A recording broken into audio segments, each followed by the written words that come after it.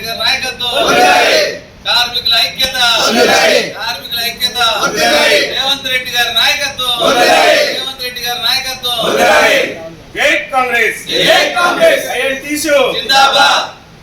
ఖమ్మం నగర కమిటీ ఆధ్వర్యంలో జిల్లా అధ్యక్షులు కొత్త సీతారాములు గారి ఆదేశాల మేరకు ఈరోజు ఎన్నికల ముందు రద్దు చేసినటువంటి ఐఎన్టీసీ నగర కమిటీని పునఃప్రారంభించడానికి వివిధ రంగాల్లో ఉన్నటువంటి ఐఎన్టీసీ కార్మికులను గుర్తించి ఈరోజు వాళ్ళకి పదవులు ఇవ్వడం జరిగింది. నగర కమిటీలో ప్రధాన కార్యదర్శిగా ఏసీ అసోసియేషన్ నుంచి సంగయ్య గారిని నియమించడం జరిగింది పెద్దల ఆదేశాలతో.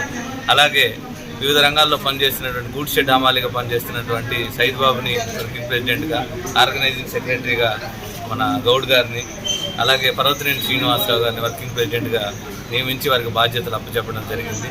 అందరం ఐఎన్టీసీ నగర కమిటీ ఏదైతే ఉందో ఖమ్మంలో నగరంలో ఉన్నటువంటి అన్ని విభాగాల కార్మికుల ఐక్యంగా పనిచేయడానికి తుమ్మలనాగేశ్వరరావు గారి నాయకత్వంలో అందరం కూడా కలిసి పనిచేసి వారి హక్కులను, వారి ఉన్నటువంటి సమస్యలను కూడా మంత్రి గారి దగ్గరికి తీసుకెళ్లి వాటి సమస్యల కోసం పోరాడతామని చెప్పేసి ఈ సభాముఖంగా అందరికీ తెలియపరుస్తున్నారు.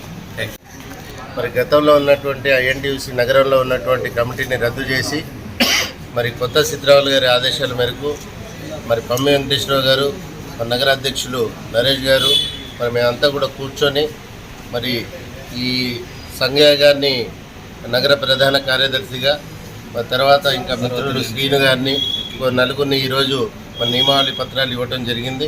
ఇంకా భవిష్యత్తులో కూడా మంచిగా వర్క్ పనిచేస్తూ కార్మికుల సంక్షేమం కోసం పనిచేసేటటువంటి నాయకుల్ని గుర్తించి నగరంలో ఇంకా చాలా వరకు కమిటీలు వేసేది ఉంది.